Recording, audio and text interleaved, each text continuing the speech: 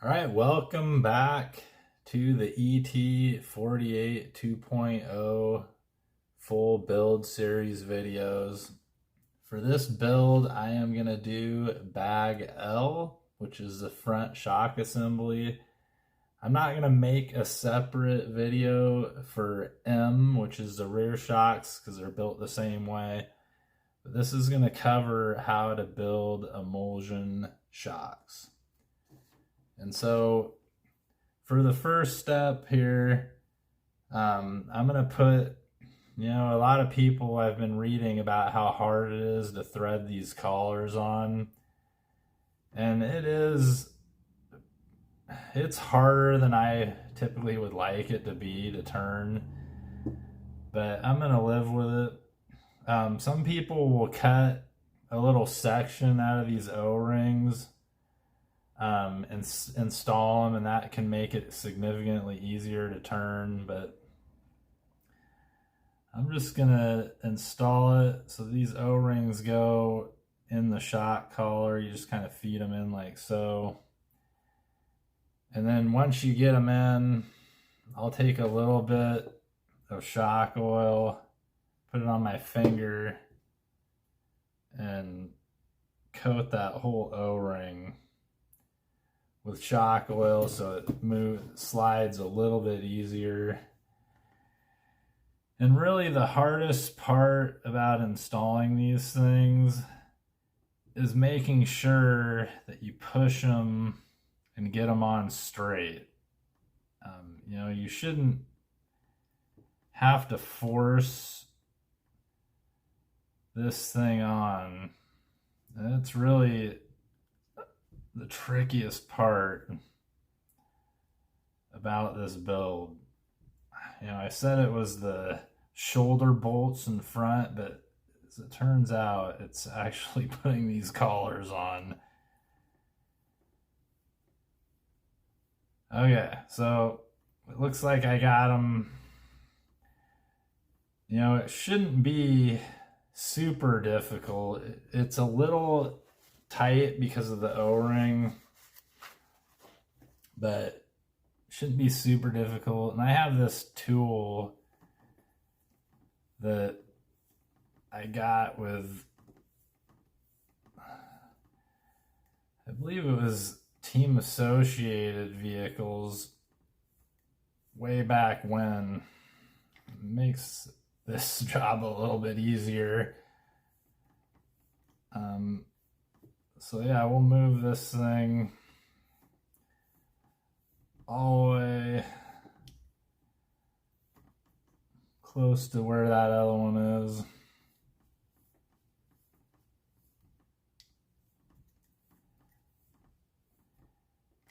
Okay, and I'm only gonna build one shock just to save time on this video. So there we go, we got that on. There's a little bit of rubber at the beginning. Just wipe that kind of clean. You can use a toothbrush and maybe get it a little better. Okay, so the next thing we're gonna do here is build the shock cartridge itself. And you've got these two hat bushings. This one's much taller than this one. And so the shorter one goes in first, and the hat points down and it falls into this little hole down there. So if you look here, this smaller diameter goes down. So you push that, and you can use the shock shaft to push it. And then the next thing you do is you put one of these O-rings in, and I use this ProTech O-ring grease, and I just put this thing in and get some good coverage of grease on there. There's a little more in the center than you really need, but it doesn't really matter if you go, it's just gonna get pushed out later. So you put that O-ring in there.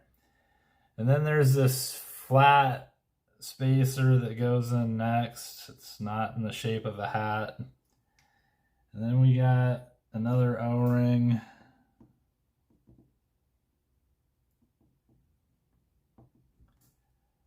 That goes in.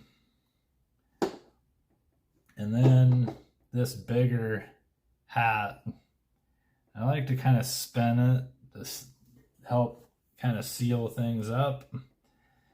And then you put this aluminum cap on, and it should screw on nice and easy. And I like to go close to tight, but not all the way tight, because when you screw these down all the way, it actually can compress the O-ring some. And I like to take that slack out once I push the shaft through, just so you have less of a chance of tearing the shock seals. So then the next thing you're going to do is you're going to build the shock shaft piston assembly, and you can see one side has a little bit of a round, hopefully you can see that, like recess, and like I want to point that round recess down. And so we put that on, and then you put this little nut on. And these nuts have nylock. If that nylock starts to go bad, you either want to thread lock them or replace them, or your shock will come off the piston during a race. So then I grab these shock pliers, and I like to always hold my shock shafts towards the side that you thread the rod in, because it's the least amount of travel to go through the shock seal if you get any like marring on it when you do this. And you're going to use a 5mm nut driver or socket. It doesn't have to be crazy tight, just tight enough to hold it. So that you build that up, and then you're going to insert this, and I always go through the oil side. Don't push it up through here and then put the piston on, because then you push all this excess O-ring grease out of the shock. So you can see there, got a nice little layer of O-ring grease, and then you just wipe all that off. And then once you put it through, then you can tighten this down, and you know, it should feel nice and smooth, and it does. So yeah, the next step is you put these dust boots on. The Tekno ones, I'm not like a huge fan of them. They seem to vapor lock, and I have never tried. These are the team associated ones. Technically the rears are like the exact same size as the Tekno one, but I'm going to use those in the rear of this. So I'm going to use a little slightly shorter fronts. And I'm going to try these. They're a little tight to put on over this, but I'm going to try these. Actually, these are, there's something about the Tekno. Oh, there we go. Now it's not vapor locking. Okay, I'm gonna give this AE1 a try. I just like them a little better.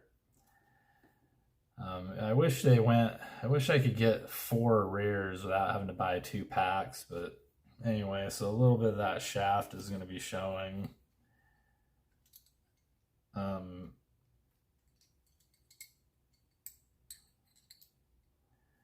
So the next step here is you're gonna put this rod end on.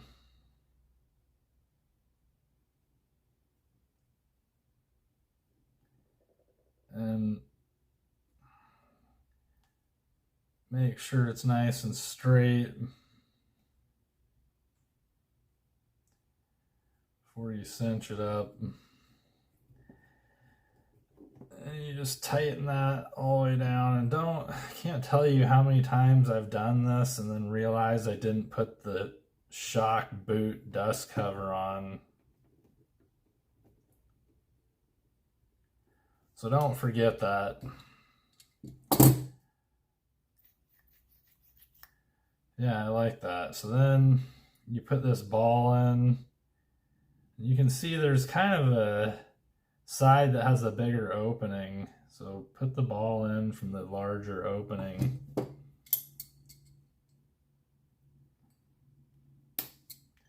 Pop that in. There we go. So then the next step here is actually I'm gonna put this this bladder, I'm gonna stick it in the shock cap. So seat this down in the shock cap, and it should sit below this hole. There's like a little teeny hole there, and it should sit below that. So we put that bladder in there, and then we're gonna fill this up. And so for this build, I'm actually doing the kit setup for pistons and oil. So you're gonna fill it up, not all the way, but close to the top. And then you're gonna move this and release, and it releases. Normally there's a little, yeah, you can see some bubbles coming up. So there's a little bit of air, and if you just kind of do it slow, you can work this, all the air out of it. So then you go in here, and now once there's no air bubbles left, like, you know, a lot of times it's good to wait a few minutes.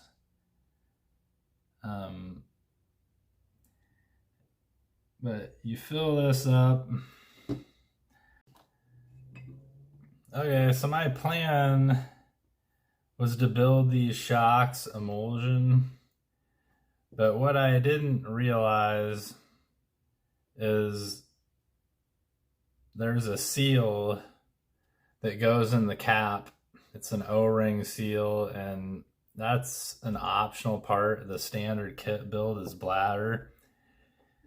And I did not realize that before I started this build, so I don't have that O-ring. So I'm gonna build these bladder, and I will get the O-rings later and do a follow-up video later on how to build these emulsion.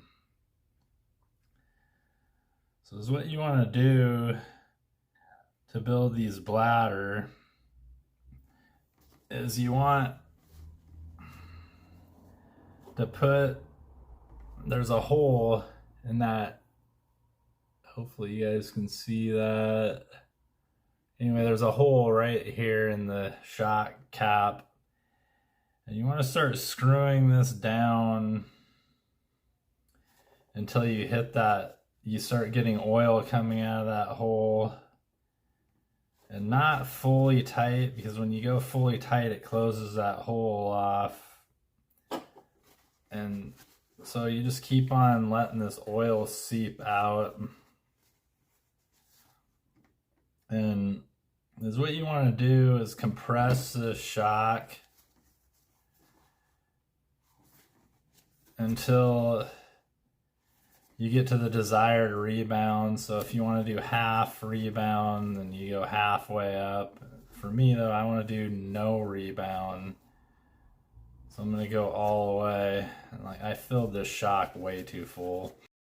I have to tone this way back on the next one. So yeah, we just keep on working this shock up until we get the shaft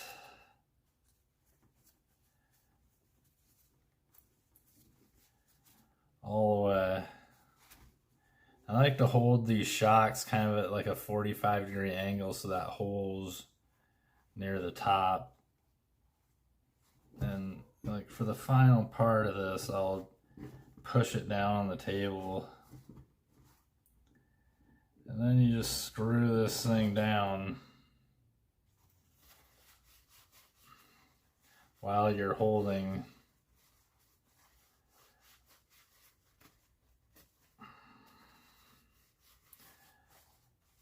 the shock shaft. And so now we can work this thing, and there's a little bit of rebound, but it's pretty good. Anyway, the manual tells you to put the screw in right up in here, but I don't understand why they tell you to do that for bladder, because the whole idea of a bladder shock is you want to be able to bring air in as you pull this down on the back side of the bladder, and so you want to be able to get air in. So I'm not quite sure why they tell you to do that. I'm not going to install those screws though. Like, those are only going to be installed when you do a full bladder or a full emulsion shock, then you use them. And so I will show you that later.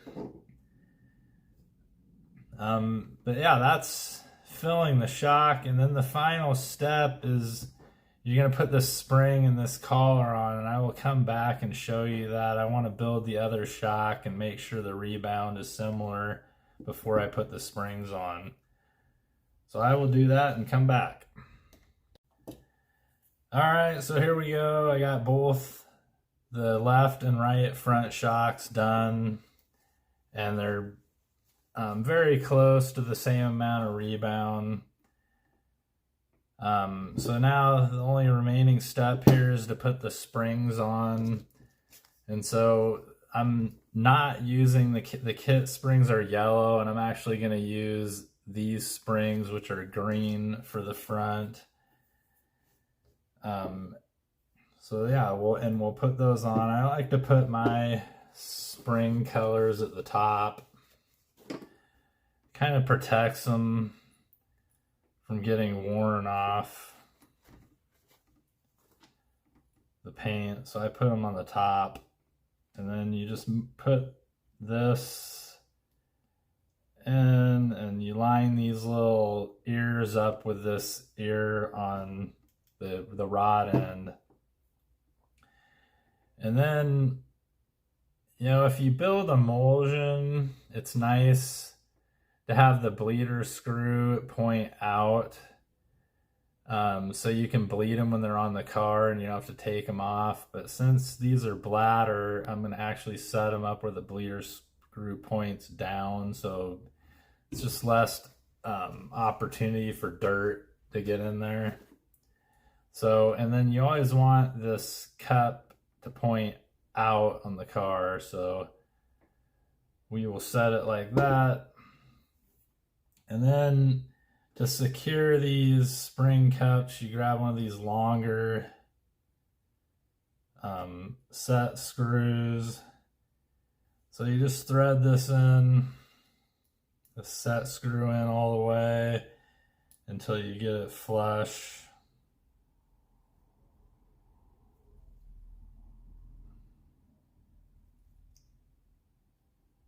Like so. So there is one spring.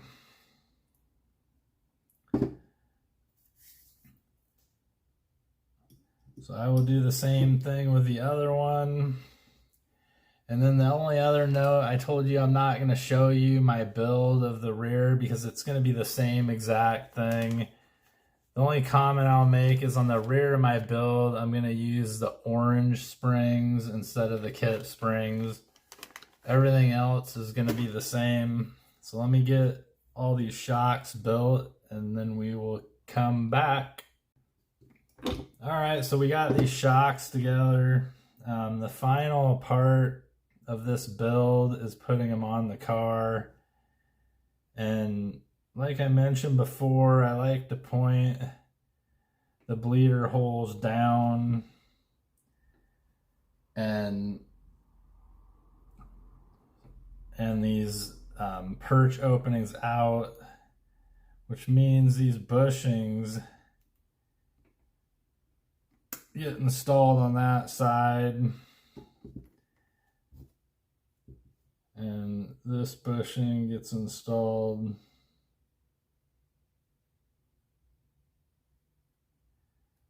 on this side. Yep.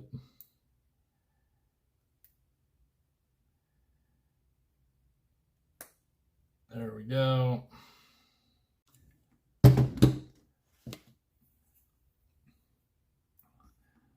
Okay, so we bring the car over here and we install them again with the bleeder holes pointed down, shock perches pointed out. And I'm going to put these nuts on first.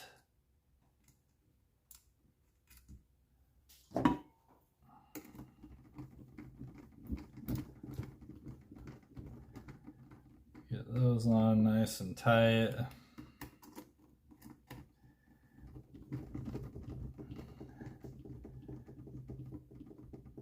And once you screw these down, just make sure the shocks, yeah, they feel good. They're moving around okay.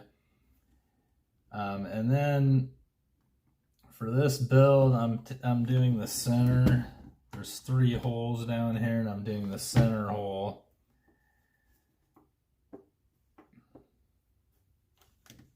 Okay, and so the final step is putting these screws in, and there's one black and one silver. And you know, one of these, this black one is normal threads, and this silver one is you rotate it opposite direction. And so for the front, the black screw goes on the left side of the car, or the side I'm holding now.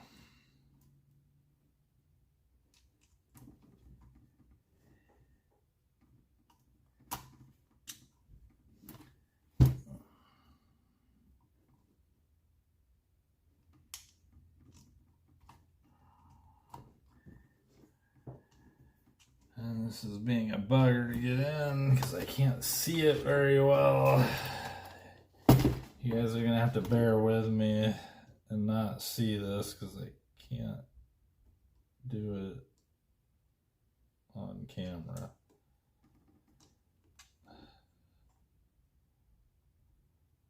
Man,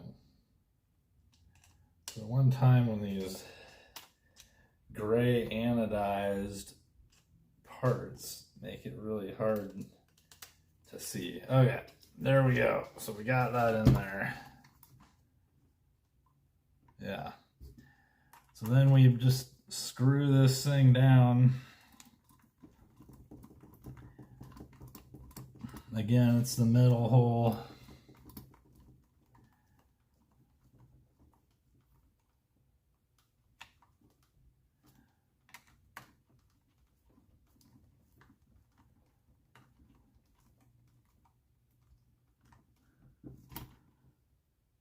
Just make sure you get that all the way flush.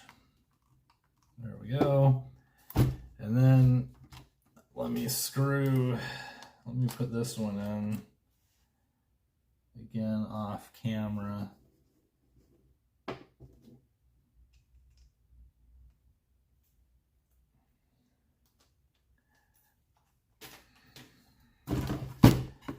And you know, it's really critical. Do not forget that you got to go the opposite direction. So lefty tighty, righty loosey. It's really, I can't tell you how many times I've tried to go the wrong way, forgetting that, but you just have to remember silver is the backwards threaded one.